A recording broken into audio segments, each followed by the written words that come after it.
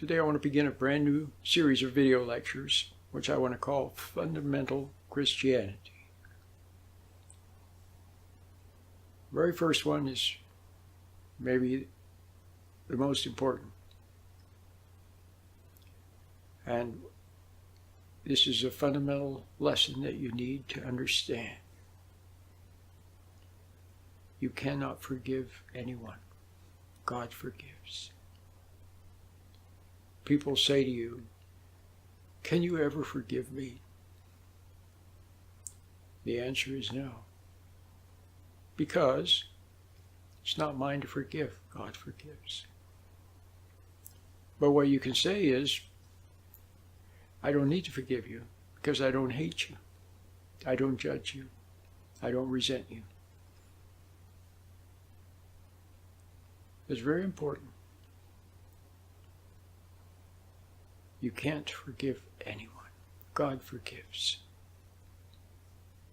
All you can do, what can you do? And it's very important. You can drop your resentment, drop your judgment, drop your hatred. It's that simple. Drop your judgment, drop your resentment.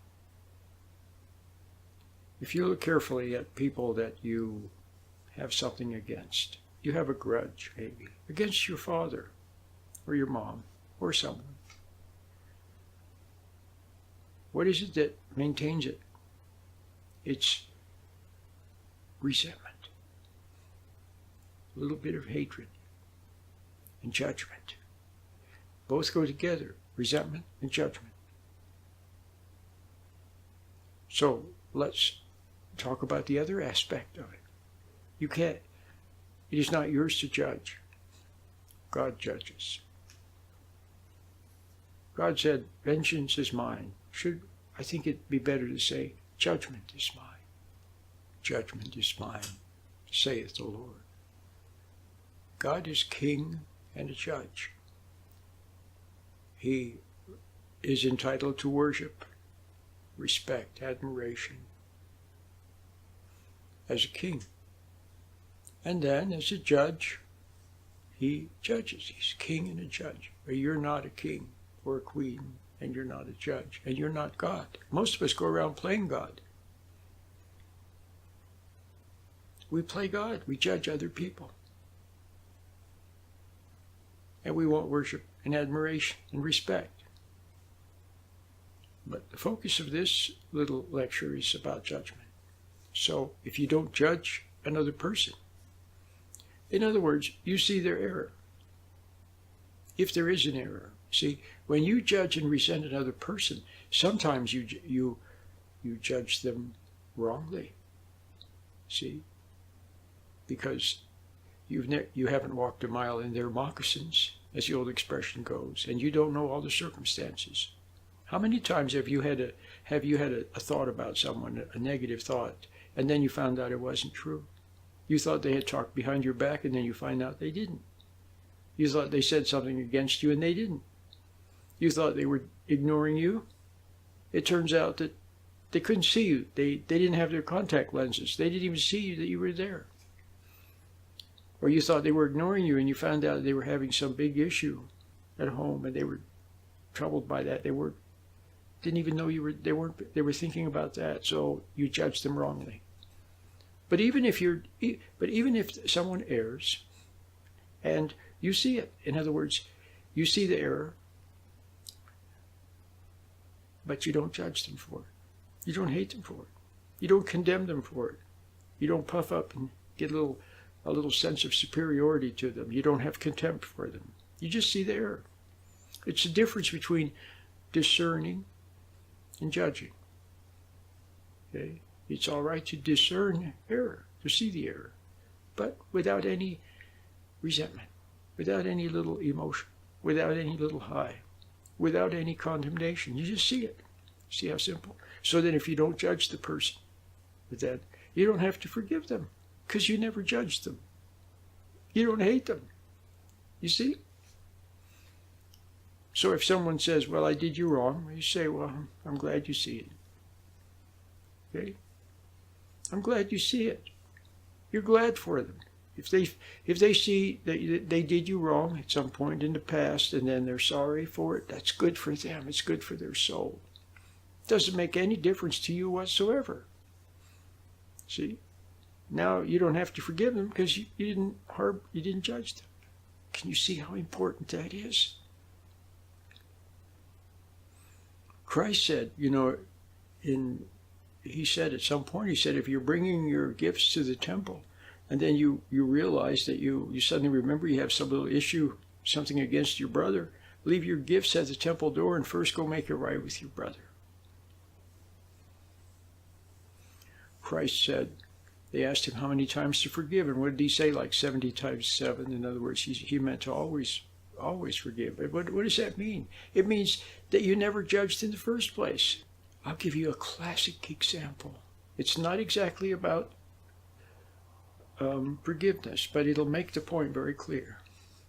You have a child, and it's good if the child brushes her teeth before she goes to bed.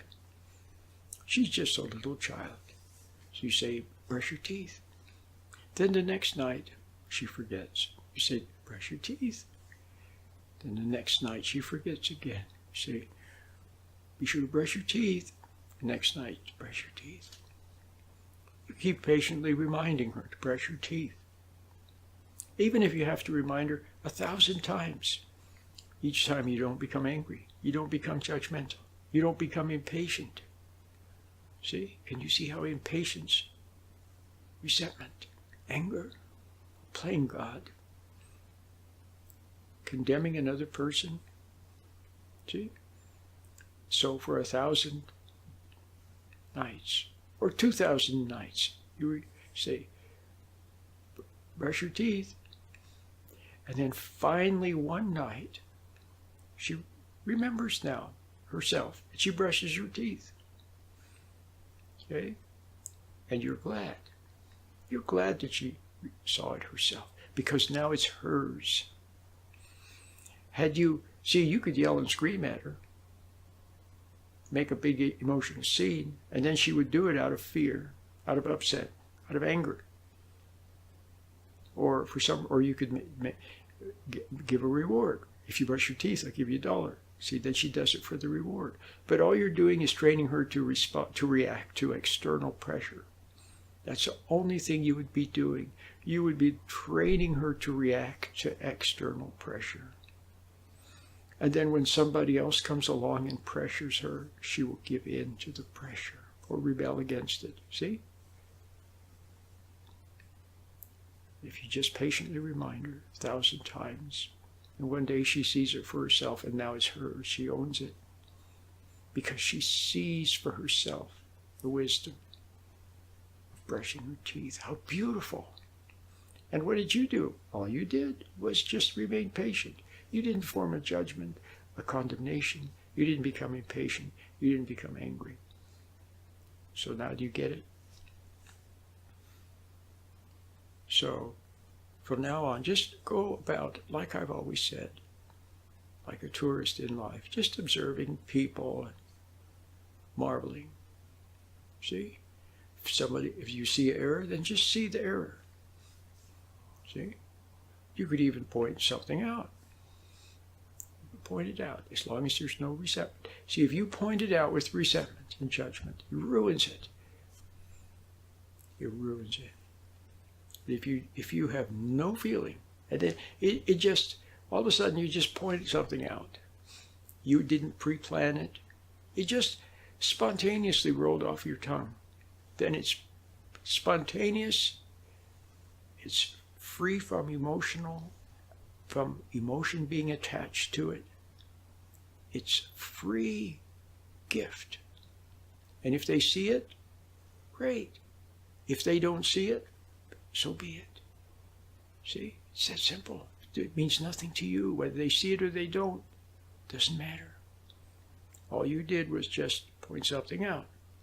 So now do you see the difference between discerning and judging? It's all right to discern error, but take the little pinch of resentment now. So now do you also see why you can't forgive? You can't forgive because forgiveness is God. God forgives. God forgives the soul, the human person. God forgives. And he's very forgiving. At some point, Christ said, be ye perfect. I kind of like the old King James version.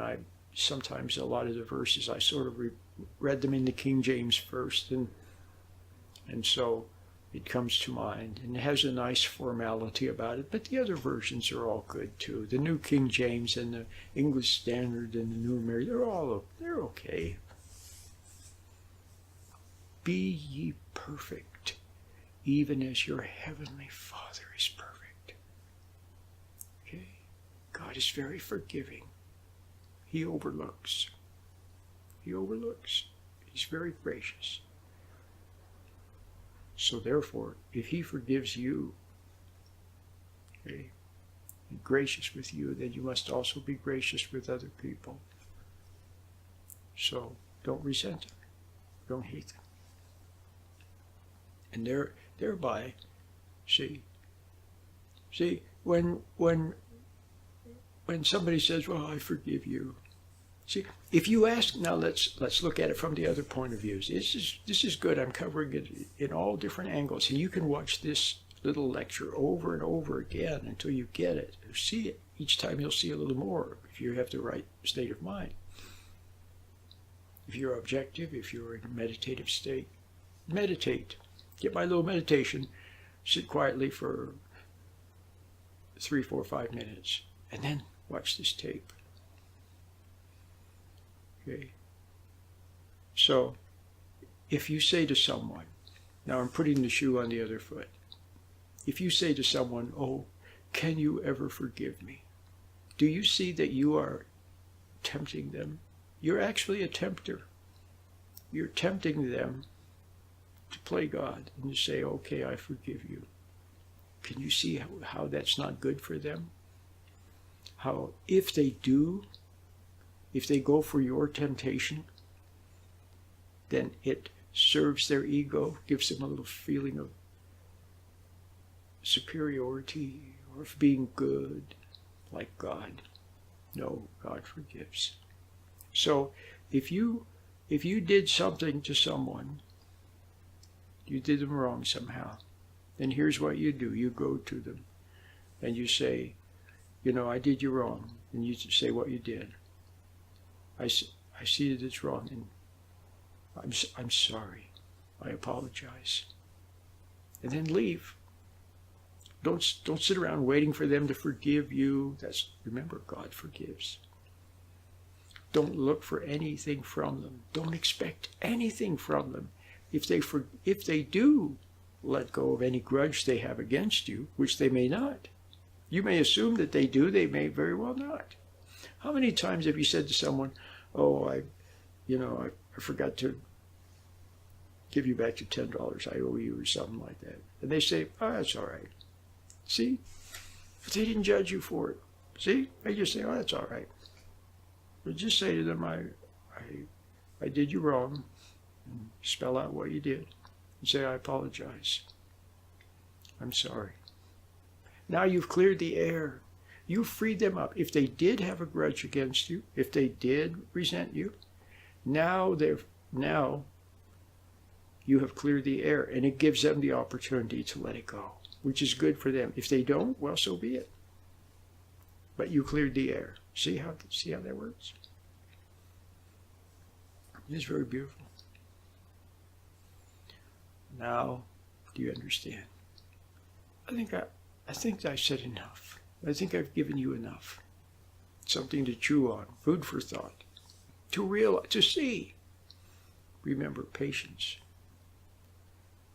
Don't resent others. Okay? If you meditate, it'll help you to be patient. You'll see what's wrong with being impatient. You'll see how it tempts other people. You'll see how you play God by judging them. You'll see what's wrong with that. And then you just won't, that's all. It's very simple. And you'll be a better parent, better mom, better dad, better husband, better wife, better neighbor.